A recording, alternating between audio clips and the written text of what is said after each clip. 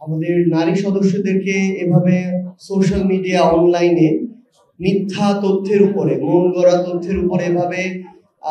তাদেরকে নিয়ে কুরুচিপূর্ণ যে মন্তব্য করা হয়েছে, এগুলোর বিরুদ্ধে ব্যবস্থা নেওয়ার জন্য আমাদের সিদ্ধান্ত আজকে গৃহীত হয়েছে এবং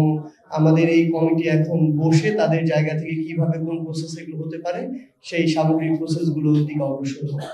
না, আমরা আমাদের জায়গা থেকে এর পূর্বেও ইলেকশন কমিশনের বিভিন্ন সিদ্ধান্ত এবং ইলেকশন কমিশনের বিভিন্ন আচরণকে, তাদের সিদ্ধান্ত এবং আচরণগুলোই তাদের নিরপেক্ষতা সম্পর্কে প্রশ্ন তুলতে আমাদেরকে বাধ্য করেছে। আমরা মনে করি যে তাদের এই যে সিদ্ধান্তগুলো একটা স্বচ্ছ সুষ্ঠু নির্বাচনের জন্য আগামীতেও আমরা আরো এগুলো পর্যবেক্ষণ করব এবং এই প্রত্যেকটা জিনিসের উপরে নির্ভর করছে যে অভ্যুত্থান পরবর্তী আমরা একটি স্বচ্ছ সুষ্ঠু নির্বাচন পেতে যাচ্ছি কিনা। আমরা আমাদের জায়গা থেকে নির্বাচন কমিশনের কাছে আমাদের প্রয়োজনীয় নিবন্ধনের জন্য যেই শর্তগুলো একটা রাজনৈতিক দল হিসেবে পূরণ করা প্রয়োজন, আমরা সেগুলো পূরণ করেই সেখানে যাব। আমরা আগামী রবিবার নির্ধারিত সময়ের পূর্বেই সেখানে যাব এবং আমরা যদি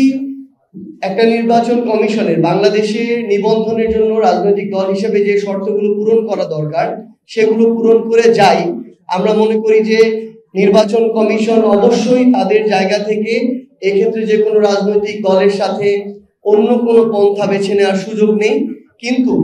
তাদের যে এর পূর্বে আমরা যে কিছু সিদ্ধান্তের বিষয়ে এবং আচরণের বিষয়ে আমরা প্রশ্ন তুলেছি, এই প্রশ্ন আমাদের এখনো আছে। আমরা এই প্রশ্নগুলো আরো করব, কারণ অভ্যুত্থান পরবর্তী সময় স্বচ্ছ ও সুষ্ঠু নির্বাচনের প্রতিবন্ধক হিসেবে যে কেউ যদি দাঁড়ায়, তাদের বিরুদ্ধে আমরা আমাদের জায়গা থেকে দাঁড়াবো।